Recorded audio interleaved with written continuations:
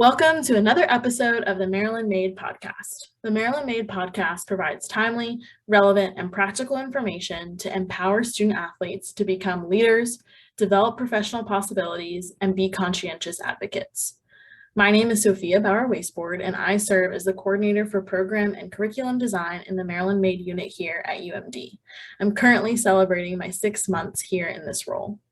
You may have heard me on a couple other previous MDMade podcast episodes sharing about the new program my role was designed to implement. In February 9th to be exact, that program finally launched, the QBasic First Impact Program. This program is exclusively designed for rising second-year student athletes to help them understand the value of major selection through experiential education, exposure to careers, and an opportunity to build career-ready skills. Applications are now open until March 9th, and summer 2022 will be the first cohort, and we are so excited to start on this journey with them. This program really came from a vision that second-year student athletes needed more education, more opportunities, more exposure, more exploration, more support. And thanks to the QBasic family, donors to Maryland athletics for more than 20 years, we are able to make this vision a reality. So where did we begin? How did we even start building this program?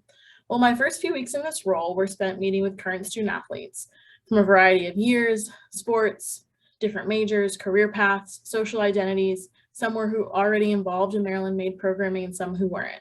And we talked about what their second year on campus was like. What were defining moments, barriers, challenges, obstacles? What did they wish that they knew? What were some advice that they would give themselves now? From there, I met with academics, counselors, and advisors on campus and in athletics, and professionals at other institutions to learn more about other second-year programming. This gave us direction and ideas of what needed to be included in this program, constructed by student athletes for student athletes. So, what can a second-year student athlete really expect to get out of this program? Well, a student athlete can expect that they'll be able to create connections between academics and career goals to help them build a career roadmap. They'll be able to identify a major that fits with their career goals based on evidence. They can be matched with a mentor. They'll be able to build a career network, be a competitive applicant for internal and external opportunities with internships, graduate school, jobs. And we are really explicit of who this program is actually for.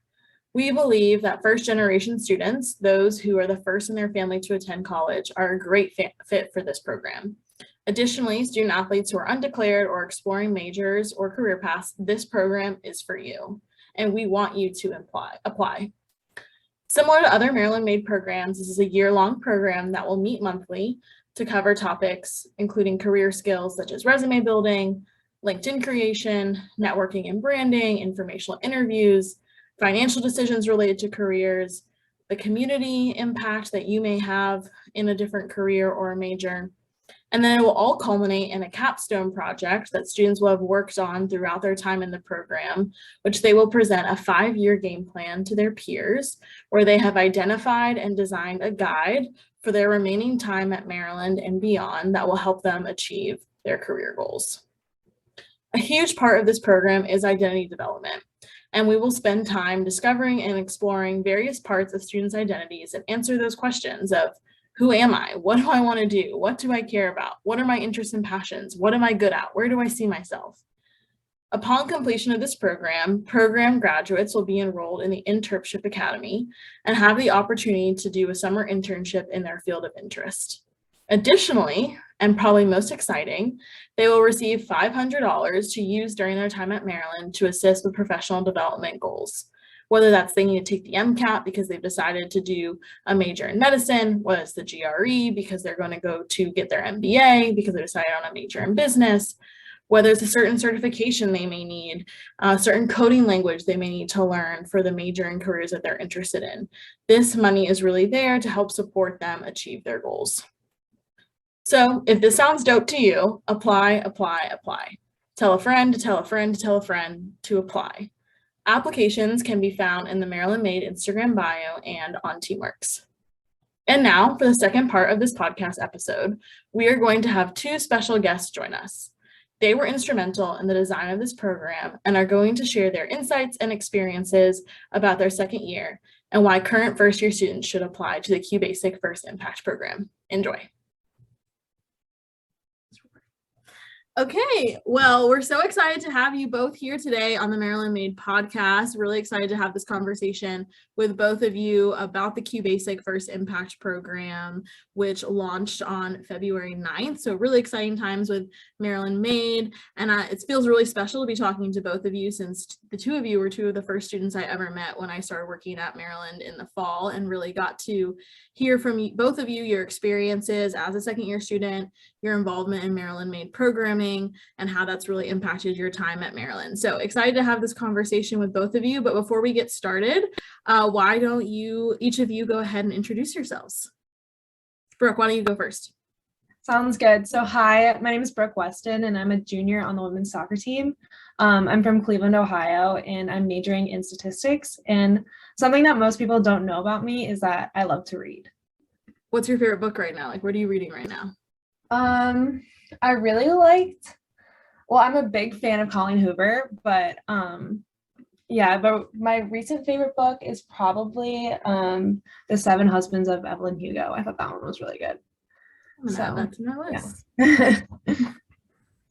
All right, Gerald, what about you? Hi, my name is Gerald. I'm a junior on the men's track and field team here at Maryland. I'm a finance major, and my kind of fun, weird fact is that I was born in Norway. Have you been back there? I went back when I was 16 to visit my godparents, and it was a pretty fun time. What's your favorite thing about Norway? When people ask you about Norway, like, what do you share with them? The nature scenes, I guess. Like, there's a really big mountain in Norway. I can't say the name because it's Norwegian and I can't really say that, but you could probably search it up, and it's just such a beautiful place to visit, and you can like drive up to the top and just have a beautiful view of like the scenery. I love that. I've actually always wanted to go to Norway. It's on my list of places to travel to. You should definitely take that trip. Yeah. Well, great. So again, so happy to have both of you here. So we're going to go ahead and dive in. Really just want to get started by talking about, both of you are third years right now. You're in your third year. You've already done, a couple years here at Maryland. So thinking about your first year on campus, it's definitely a huge adjustment. Campus is new, your team is new, you're exploring new things, might be for both of you, definitely was a new town and a new state.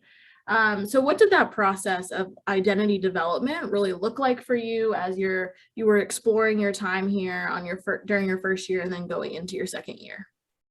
And either one of you, feel free to jump in. I can start.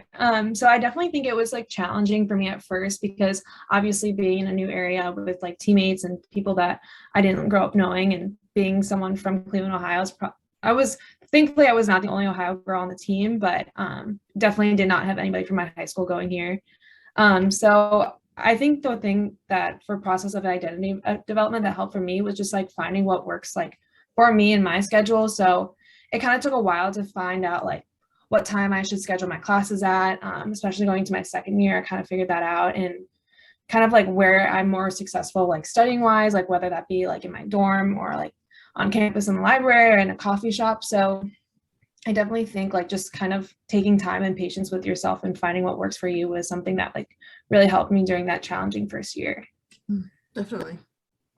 Yeah, just to bounce off of that, I definitely agree that like your first year is a very challenging time in terms of identity development, especially when you take into account like all the new things that you're having to learn how to do, and all your new environments, like trying to get to classes, trying to figure, like she said, how to study, all that. And there's also like the social aspect, because you're just in an entirely new space and you've just finished high school where you've probably been in like around the same people for about 4 years, and you have like a set group of friends and you just know everyone around, and then you're just like dropped into this huge environment of 40,000 people, and you're trying to make connections and like have friends that can just at least make the time not so lonely. And that's also where like having teammates really comes in to help you get settled so you can start to explore more about yourself.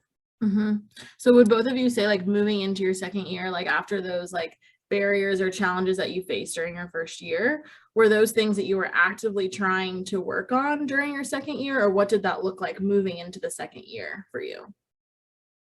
I'll go first on this one. So getting those like foundational pieces set is kind of what allows you to be able to explore more about like your own interests, where you want to take your path in your career, because it kind of declutters your life. It makes things less complicated. And then you can start to focus on, what do I want to do coming out of college? What do I really want my major to be? Is this a field I'm interested in? Are these classes that are now getting more into what my major would be? Am I interested in them? Does it feel like it's something I'm passionate about? It was like that type of thing. That's good. Yeah, I completely agree. That was exactly what I was going to say. But I think after your first year, like once you get like a year under your belt, you're a lot more comfortable with the setting that you're in and like your teammates, you can start to become closer with them. So like Gerald said, like moving in your sophomore year, you can kind of like prioritize yourself a little bit and your own interests and like kind of like explore those new things on campus and like kind of find your niche space of like what you want to do, like either right now or post grad. Yeah, definitely. I love that. So like reflecting, both of you are involved in a different variety of Maryland-made programs. So focusing on that and reflecting on those experiences that you've had in Maryland-made programs that you got, slowly involved in once you started hearing about it. What was that? What has that experience been like for you being involved in Maryland-made programs? I can start. Personally, I think the Gossip Fellows program has made me feel more confident in my career readiness abilities. So definitely with like networking, like using LinkedIn and everything, and interviewing and resume building and editing my resume based on what job I was applying to has definitely made me more confident. Also, the process of athletes identifying their transferable skills, because a lot of times I think, especially for me when I was going into my internship my sophomore year, the summer of my sophomore year, I was like not as confident because I felt like a lot of the other people who were in the program like had more experience than I did. But my experience and skills as an athlete like really just like set the foundation of where I can go and like how much success I can have. So I think if athletes were able to identify their transferable skills like we do in Gossip Fellows, it'd be really beneficial and boost their confidence and have them apply for other internships that they don't think they like qualify for when they actually do. Definitely. I also agree with Brooke about how when I first started my internship in the summer, I was a little bit nervous about how competent I would be as an employee, but then you don't realize that just being an athlete or a student athlete is you just practicing being at the very least a competent employee every day. And like for me, it was the Internship Academy that really opened my eyes to that, because not only did it like force me to grow, but it also introduced me to new connections, and it helped me utilize the skills that I've been practicing and I didn't even know I was practicing on a daily basis. And it's just like, it gives you that boost of confidence that, okay, I can really do this. I've gone out into a exclusively professional setting and I was still able to hold my own and deliver just like I would do in a competition or at practice. I love that. That's awesome. And how did both of you hear about the Maryland-made programs that you got involved in? I heard it from teammates and just like some of the marketing done from the Maryland-made staff, like on Instagram and everything. So Gossip Fellows, there, Darby Moore, who is a senior when I was a freshman, she was a part of it. Maddie Oracion, who is a senior now, was a part of it. So just kind of like hearing it from the grapevine from them, and also just like Instagram and everything. I'd say it's the same for me. I had a couple teammates who had been working with the Maryland-made staff, and I could see like they were very headstrong and focused about like their future plans, and I wanted that to be me. And so when I checked my email and I just saw something from Maryland-made, I was like, it won't hurt to just attend one meeting. And from that one meeting, I just decided to just commit wholeheartedly. So your advice would then be to check your email. That's awesome. I love that. So you both talked about how you just like built a lot of confidence doing Maryland-made programming. So thinking about what the QBasic First Impact Program could do for second-year students, what do you think the benefit is of having a program specifically for second-year student athletes? I'll go first on this one. I think your second year is one of the most like important times in your collegiate career, assuming we're talking about a standard 4-year track, because after your second year, once you get into your junior and senior year, you basically have your major declared and you're pursuing either like your major or your degree to get into a job or to get into grad school, med school, whatever your post-grad plans are. So your sophomore year is kind of like that integral time where you actually decide on a path. And if you don't make that decision, that also delays your future plans. And I feel like that's the most important time when you can actually do some self-investment and self-reflection. Yeah, I love that. What about you, Brooke? Yeah, I think like solidifying your major choice is important to do during your sophomore year, but it's not, if you don't, it's not like the end of the world. I think just kind of like identifying your passions and kind of where you want to go in life, I think is like really important to do, like starting your sophomore year, because after your first year, like it's a whole college adjustment, everything. So that moves into the sophomore year category. But yeah, I definitely think like, even if like if you want to play professional, like kind of having that goal in mind and just knowing kind of like where you're going, like post grad is important. But yeah. Definitely. Good. I appreciate both of you sharing that. So my next question for you all is, what's one word that each of you would use to describe your sophomore year? And why did you choose that word? I wrote down like my sophomore year word was like change. This is definitely just like specific to during my sophomore year because it was COVID year. So like our like soccer season got moved to spring when it's normally in the fall. Kind of like just like the work from home setting, like doing classes all online and everything, and just had to adjust and like learn how to be successful in like an online environment, and kind of like what I can be doing to help myself mentally, like kind of just like make up for the fact that I wasn't going to class, like places were like closed for seating, where because like I normally more successful when I'm like somewhere else doing homework rather than in my like apartment or dorm. So I think that was one word I would describe my sophomore year. It's just like change, and just kind of like, especially when it comes to like work from home setting, because that was a big adjustment for a lot of people. Definitely. I would describe my sophomore year as challenging. I feel like that was the most challenging time of my collegiate career. I'm now in my second semester of my junior year, and I can still say that my sophomore year as a whole was definitely more challenging, because it's just, your classes get harder. We had COVID, which just made like life just a bit more complicated, not even a bit more complicated, a lot more complicated. And within all that, you still have to go on this journey of self-reflection, and you have to ask yourself, like, where am I headed? Like, what am I doing in my college career? Like, what do I want out of this? Where do I want to be? Where do I want to go? So there's a lot of difficult and important questions that you have to ask yourself and during this time. And that's why it was very challenging for me. Yeah, and then those are like big, scary questions to be asking yourself when you're probably like, what, 19 or 20 years old? Like, those feel like very overwhelming and can be, you're not really sure where to go or who to talk to about that. Or maybe your friends or your teammates might not be experiencing the same thing as you at the same exact time. So it feels hard to find people to relate to. So you both mentioned COVID and like these big defining questions that you feel like you were asking yourself during your sophomore year. But what was something that was a defining moment of your sophomore year? So thinking outside of COVID, or maybe it was related to COVID, what was like that one defining moment for you during your sophomore year that either has really transformed the rest of your time here at Maryland so far, or at least has helped you refocus or think about your second year differently? For me, I would say my most defining moment, or my most defining moment would be when I got my internship through the Internship Academy. I can remember like celebrating in my dorm and everything. I was so excited, but that was really what started me my path to like where I am now, where I'm a lot more confident in my skills, and I kind of carry myself with my chest raised a little higher and my head held higher as well. So it would be like getting that internship position, and then like subsequently going through that internship and learning all those skills. I love that. That's a good memory to hold on to. Yeah, so also mine was during my internship, end of my sophomore year, going into my junior year.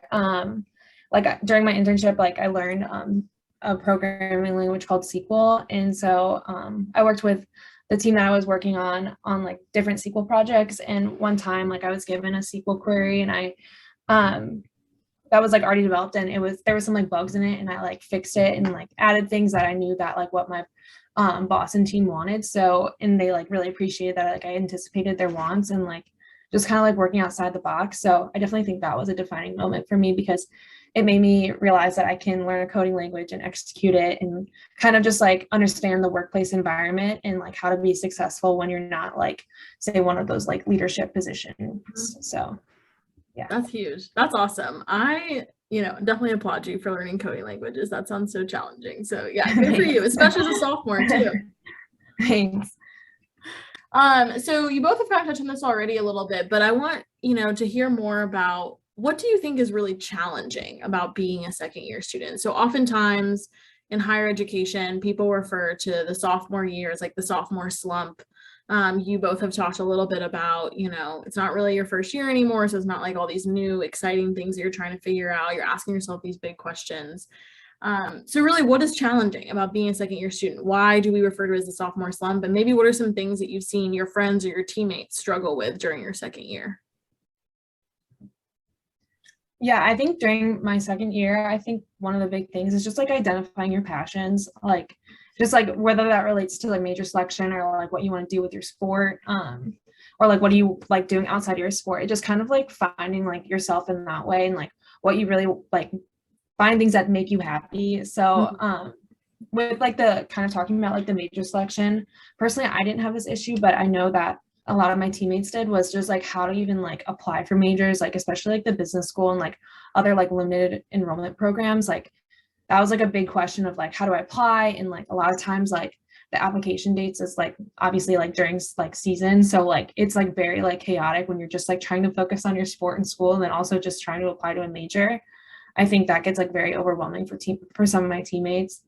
Also, like kind of on the idea of like major selection and career choice is just kind of like, what careers can you get after like receiving like X major? So like, I think that's also something that is like hard during your sophomore year, because you don't want to be so narrow focused and like narrow minded that like for me, for example, like when I tell people I'm a math major, they're just like, oh, so you want to be a teacher? And I'm like, I don't, like, nothing against being a teacher, but like that's not like my passion and like that's not my path. So like I think people like when they choose a major, like just to be like more open-minded that there's like so many careers that you can do with like any type of major.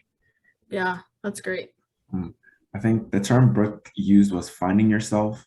And I feel like that to me just summarizes the entire process, because freshman year is almost like your grace period in college, where like your classes, even if you have a major, if you don't have a major, you're generally all in the same classes, and they're all usually entry level. It's not anything that's extremely difficult, barring one or two classes, and it gives you time to do other things. But by sophomore year, it's like that's when you start to realize that by the next year, I'll probably be taking major classes, and that also like means I'll be trying to like figure out my career and whatnot. So it's really when you start asking yourself those life-changing questions, and they're not the easiest to tackle while you still have classes and relationships and like life to manage.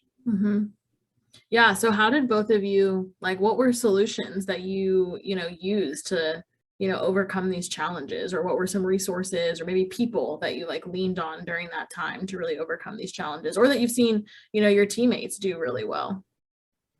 For me, the biggest impact or a person that's had the biggest impact in my life over the past year would be Tim Bryson, who's like the program or the student development leader in Maryland Made. Yeah, program director for career development, but yeah. Long term. He really inspired me and like supported me in, I guess, this journey of self-discovery, because it is scary and it's easier to just procrastinate and avoid it than to try and tackle these challenges. But he really helped me break down this process into like little tiny steps that I could take here and there, little things like, making your LinkedIn and adjusting your profile and coming up with like your mission and vision statements, and just reaching out to different people, trying to build connections. Like it's tiny steps that add up to just a very, very long distance. And his influence in just like breaking that down and helping me like chart my path was what allowed me to be here today. So I'm very grateful to Tim for his guidance. Yeah. So Tim, when you're listening to this episode, here's your shout out.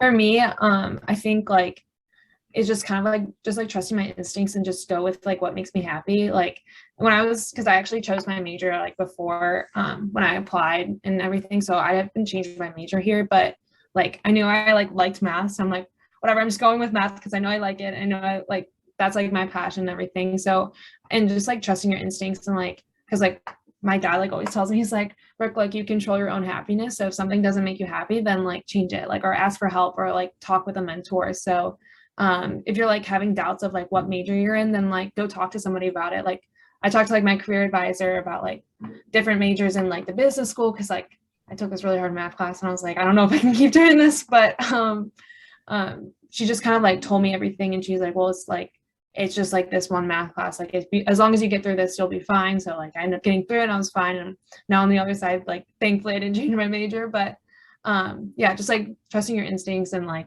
do what makes you happy, and then if you need help, like just ask a mentor or something like Tim or anything. So yeah, that's great. I love that. Thank you both for sharing. So what's something that either of you, both of you, wish that you would have known during your sophomore year? I'd say like professional development doesn't have to be this scary foreign concept. It can be enjoyable. It can be exciting. It can be fun.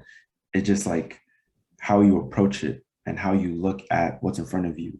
Is it just something that's like you have to do that kind of scares you and like frightens you? Or is it an opportunity to discover like who you are, what your passions are, where you want to go in life? And it's kind of like just reframing what's in front of you instead of it being as like a challenge or a problem, but as an opportunity for you to grow and like achieve the things that you've always wanted to. I love that. That's good. Yeah, so for me, it's just like identifying like those transferable skills. I know it's like very redundant, but like it honestly builds up so much confidence, because like when I got into my internship, a lot of times they were when they talked to like the internship like cohort, they're saying like, we can teach you anything you want, but you just have to have like the foundational skills of being like organized and like time management, which a lot of athletes like have just because of the nature of being a Division I athlete. So kind of just like building that foundation and just like knowing that like you can succeed in an internship or like a program without having like so much knowledge about that program, because you could be doing like the same job at two companies, but doing like, they teach like totally different. So I think like for me, like when I was a sophomore, I wish I knew that like my skill set as an athlete is kind of like what Gerald was saying earlier, is more than sufficient for to be like successful in any type of internship or program or anything. So yeah, definitely. I think you both have kind of touched on how to make professional development, professional growth just more accessible, like more enjoyable, more fun. So what do you think, when did that click for you? And, how have you been able to, continue to make that fun for yourself as, you advance in your career journey and in your college career? I definitely think it clicked for me like during my internship, because when I was like in my cohort, there wasn't a lot of other athletes, and I'm like, wow, I was like only one of the athletes like in it. And like when I like realized that, like, and we were like broken off into small groups, like I realized that I was like the one who was like scheduling things and like doing like the organizational process. I'm like, wow, this is just like really just stemming from like just like being so organized as an athlete and having like a strict schedule and everything. So I definitely think that like that's what clicked during my internship, was just like that, like organizational skills and everything. Yeah. I definitely agree. It also clicked for me during my internship.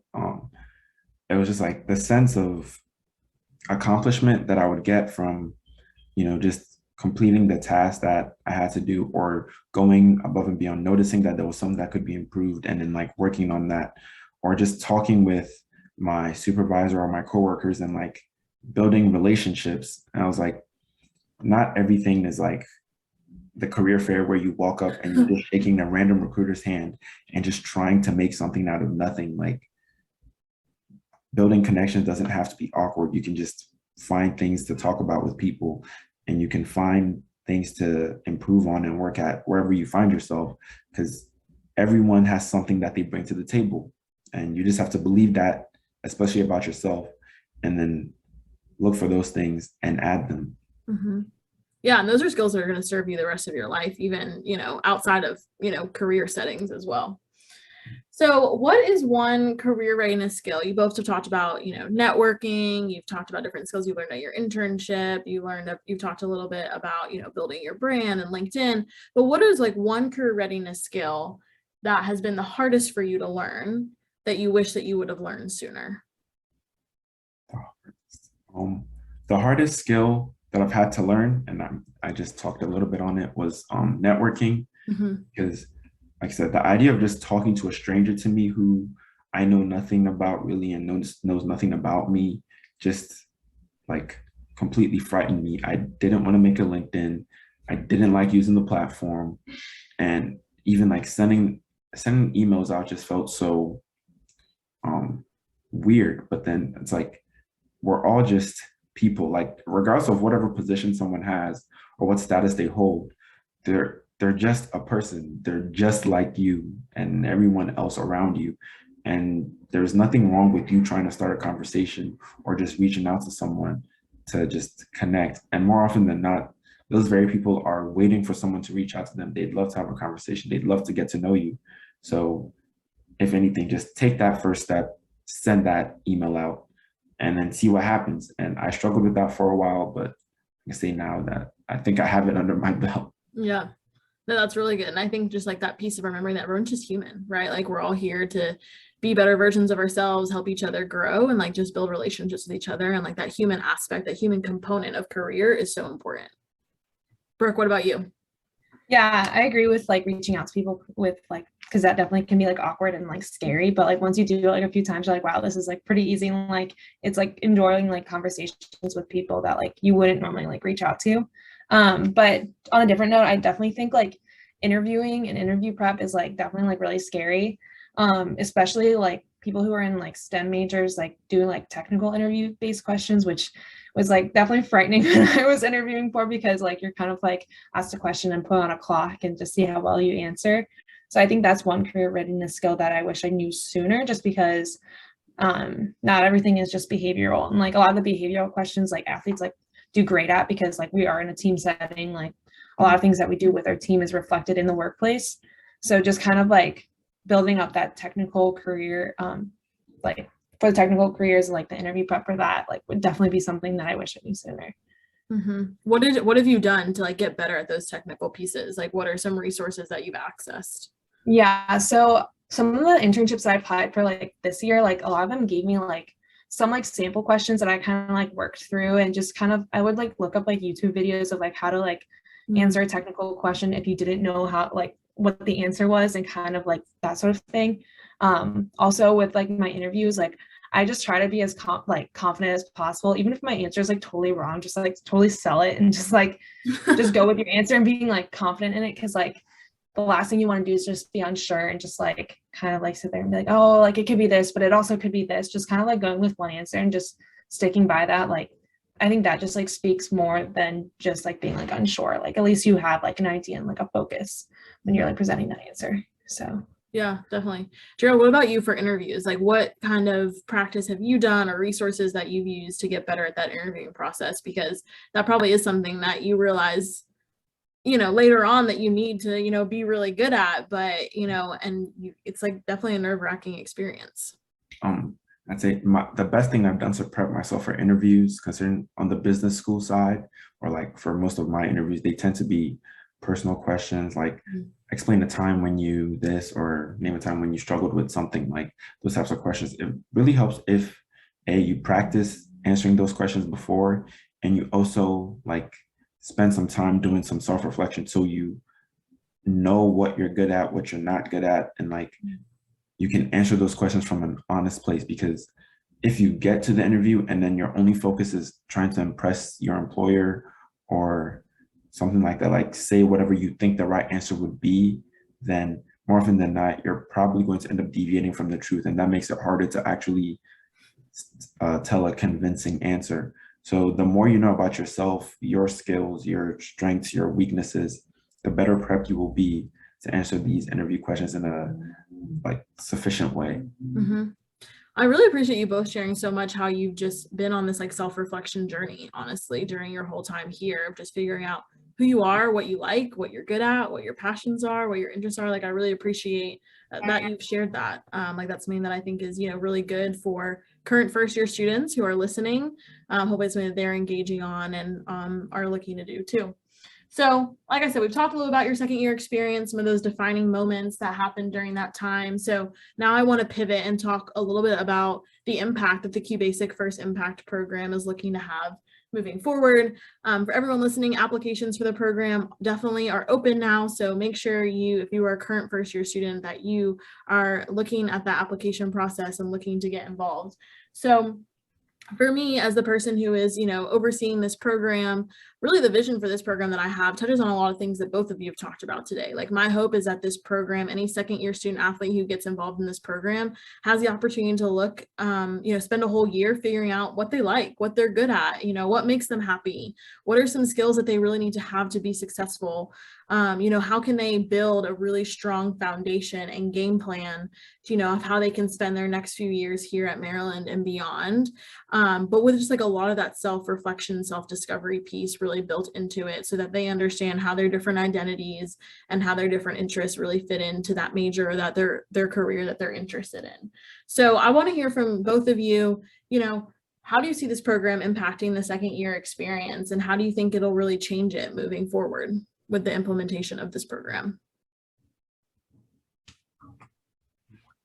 I think like this program will definitely help second year students, kind of like what we were saying, this whole time is just identify their passions, even if it's not exactly what they want to do in their career, but just kind of reflect and say what they like now, kind of doing what they like, what they don't like, what they want to explore, their interest wise, I think would be something that second year student athletes can definitely benefit from. And also just kind of jump starting the internship and kind of career search process, because a lot of times people just wait till their junior year, some are going into their senior year to solidify an internship. But I'm so happy that I was definitely fortunate enough to have an internship going into my junior year, because now I'm by my senior year I'll have explored 2 different companies, 2 different internships that are going to be totally different. So just being able to explore interests in that way, it will definitely help the second year students. So yeah, I agree. It's kind of it puts them on the path where they can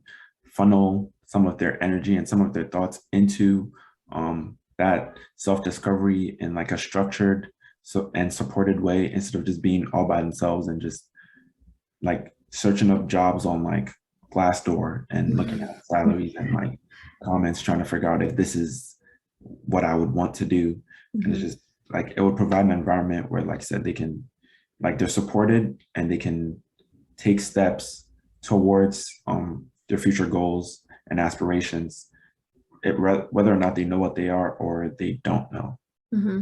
Yeah, and I think both of you have touched on the role of community and what that plays in your identity development and your growth. And so for me, thinking about the opportunity for second year student athletes to be with other second year student athletes going through the same thing, I think will, be a really important community building component as well. So what is one piece of advice that you would give second year students? Either it can be your, think about yourself, first day of your sophomore year, or, maybe a teammate or a friend. What is that one piece of advice that you would give that second year student? For me, it would be just to ask questions. I'm one who always goes to office hours, and I feel teachers get annoyed by me because I'm always at office hours. But I definitely think it's just ask for help and just kind of relying on what's around you. Definitely rely on the Maryland Made staff or coaches or other people, teachers and everything, is just ask questions if you need help, because the worst thing is just to have those questions build up inside of you, and then all of a sudden you feel lost. So just kind of being proactive and just getting help when you need it. And it's just something that seems scary at first, but once you do it 1 or 2 times, you're wow, that was really helpful. I'm gonna be asking questions or going to office hours every day. So definitely just ask for help is my piece of advice. I love that. Okay, we got Brooke with ask questions. What about you, Gerald? My piece of advice would be to put yourself out there, send that email, apply for that internship, go to that meeting. Just there's in all those things, there's a sense of discomfort and not being settled, but it's when you're uncomfortable that you do the most growing. And that's what we're in college to do. That's the most important thing in this time of our lives, is that we grow. So put yourself out there even whether or not you think you're qualified, whether or not you think you'll get a response or it would be even worth the time, like we always hear it all the time, like the worst thing that somebody could say is no, or the worst that happens, like you get rejected, but it's not going to be the end of the world. So anytime you put yourself out there, you really just giving yourself a window to grow. Yeah, definitely. Like bet on yourself, like you have that opportunity, and you are a strong candidate for that role or that opportunity. I love that. That's good. So to kind of close out our conversation here, I just want each of you to maybe give like a final pitch, to the listeners of why should a current first year student apply for this program? They, see the posts on social media, probably gotten emails about it, might hear their teammates talking to them about it, heard about Gossip Fellows, maybe not. But why should a current first year student apply to this program? I would say apply because it's in your best interest. It's good for you. And no matter how you're looking at this or how much effort you think you're ready or willing to put into it, you will be better off than where you started. This program will be beneficial for you. It will put you on the path that you're looking for. And you'll just be a much more confident and much more secured individual from now through your college career and wherever you plan to take your skills and talents after college. I love it. Yeah, I was like about to say the same exact thing, but I was just going to say first year students should apply for this program because it definitely boosts your confidence and skills that you probably don't get as much experience with like in sport or like in the classroom and everything. So first year students should apply because like if they want to identify their passions or boost their confidence and career readiness competencies and like just kind of like network with other like sophomore year students. And I think that would just be a great way for everyone to be successful for not only themselves, but the people around them. So love it. All right. Well, all of you heard it here. Brooke and Gerald give their stamp of approval for this program and think that you should apply. So, well, I appreciate you both so much. This was such a good time to just kind of hear about, your experiences during your second year. It's really cool to revisit this after we talked about this, 6 months ago, and now see, where the program is now. And I think what's something that's really cool that, we really value here at Maryland Made is we take these experiences that you shared here and we build that into the curriculum of all of the programs that we're doing, right? So all the things that Brooke and Gerald talk about today, that's in the QBasic First Impact Program because we know that that's when it's important for second year students to learn about, to build those skills, to build that confidence so that they can be successful for their life while they're here at Maryland and for life after sport. So I thank you both for your time today. It was really good to chat with both of you, and that's all we got. Thanks, Sophia. Thanks for having us. To our listeners, thank you for tuning in to another episode of the Maryland Made podcast. Be sure to download, subscribe, and share episodes on Apple, Spotify, or wherever you listen to podcasts. You can also watch episodes on YouTube so you never miss an episode. Make sure you're following Maryland Made on Instagram and Twitter at MDMade Terps and connect with us on LinkedIn as well.